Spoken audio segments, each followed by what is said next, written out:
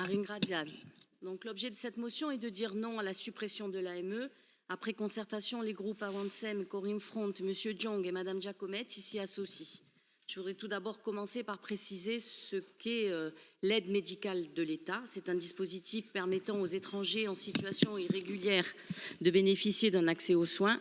Elle est attribuée sous condition de résidence et de ressources. Pour la demander, un dossier est à remplir et une fois attribuée, l'aide médicale de l'État est accordée pour 1 an avec un renouvellement à demander chaque année. Elle a été mise en place en 2000 et permet aux étrangers en situation irrégulière de bénéficier d'une prise en charge de leurs soins. Le 15 mars 2023, un amendement proposant sa suppression a été voté au Sénat. Plusieurs sociétés savantes, dont celle des pathologies infectieuses, de réanimation de langue française, de médecine d'urgence, ainsi que de France Assos Santé, se sont inquiétées des conséquences pour l'accès aux soins de cette population déjà très exposée. Selon toutes ces organisations, l'amendement va à l'encontre des principes des droits humains, garantissant un droit à la santé pour tous. Même en ne considérant que l'angle de la santé publique, cette suppression constitue un non-sens économique et pourra avoir de graves conséquences pour le système de santé français. Les pathologies hospitalières prises en charge tardivement sont, on le sait, particulièrement coûteuses. La migration pour raisons de santé, souvent invoquée pour attaquer l'AME, est pourtant minoritaire parmi les motifs de départ des pays d'origine et les études constatent à l'inverse un non-recours à ce droit important.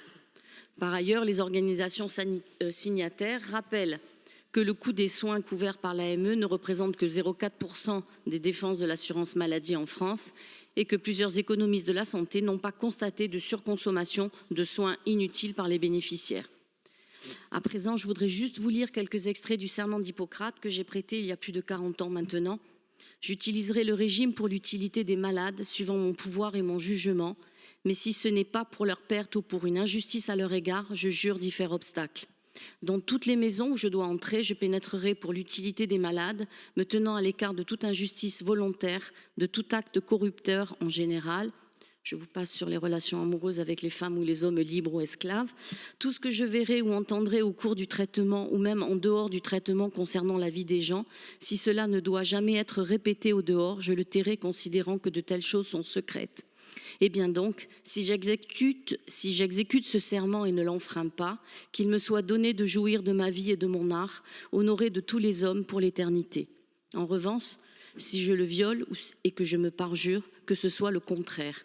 Vous comprendrez bien que j'ai toujours essayé jusqu'à présent et espère continuer à faire en sorte de me situer dans le premier cas de figure.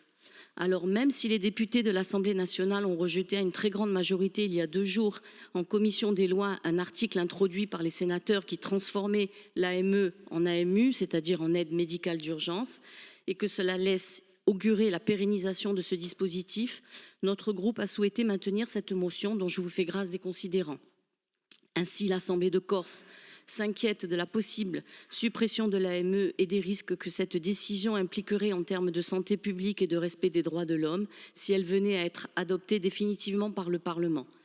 Elle soutient les médecins qui s'opposent à sa suppression et notamment la trentaine de médecins corses ayant co-signé la tribune.